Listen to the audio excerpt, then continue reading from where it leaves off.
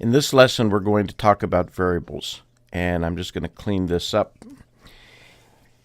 A variable is a container that contains information that we manipulate in JavaScript or any language for that matter. As we start to think about names, each name must be unique, and we want a name to be meaningful. Now, when we begin, we're just going to use short names just to make the lesson simple. But once we begin using it in our programs, we want to be very descriptive because it makes it easier to maintain. And so names can contain letters, digits, underscores, and dollar signs. It must begin with the letter, and names are case sensitive, and you can't use JavaScript reserved words. So to declare a variable, we use the keyword var, and then a space, and then the variable name. For right now, I'm going to use the variable name x, just as an algebraic expression, and I'm going to put x equals 1.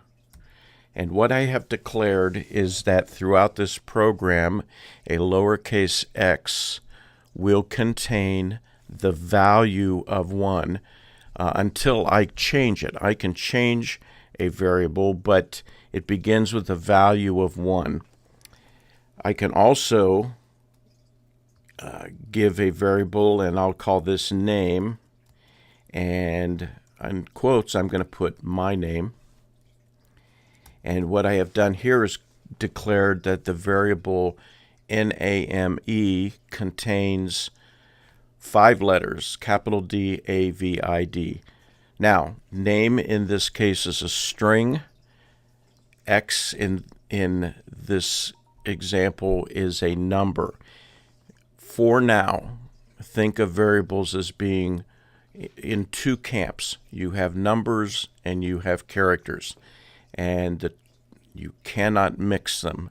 They don't mix very friendly, and I'll show you what we mean by that in just a little bit.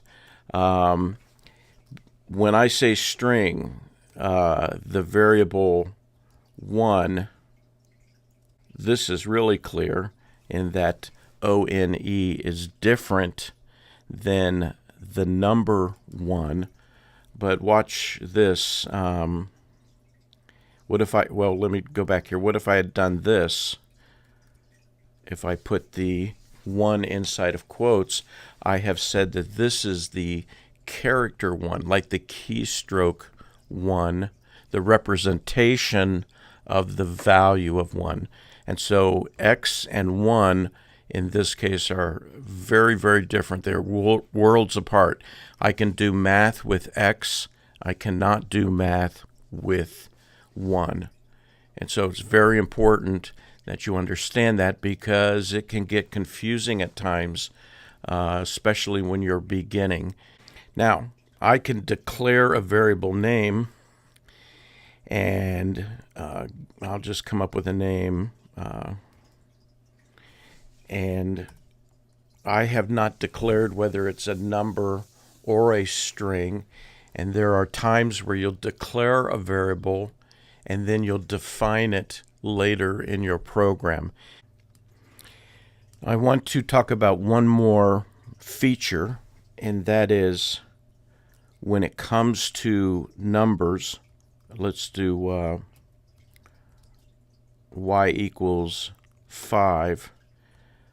I can add numbers. So let's alert x plus y, and you can see that it alerted to 6. The alert is 6. But I cannot, but when I do strings, it concatenates them. It puts them together. There is David 1. I cannot add a string and a number together. What it does, it concatenates them. It gives me the character representation of the number and then it adds to the end of it the character or the string that I was using. For example, the same thing happens if I use name. So that's important to remember. We are, with the plus sign, will add numbers together, and the plus sign will draw strings together. And that's why earlier in our example we used the alert hello, and then a space, plus sign, a name, space, plus sign, a period or an exclamation point, and then when we save that, we get the concatenation of hello with a space at the end, David, and then concatenation of the exclamation point.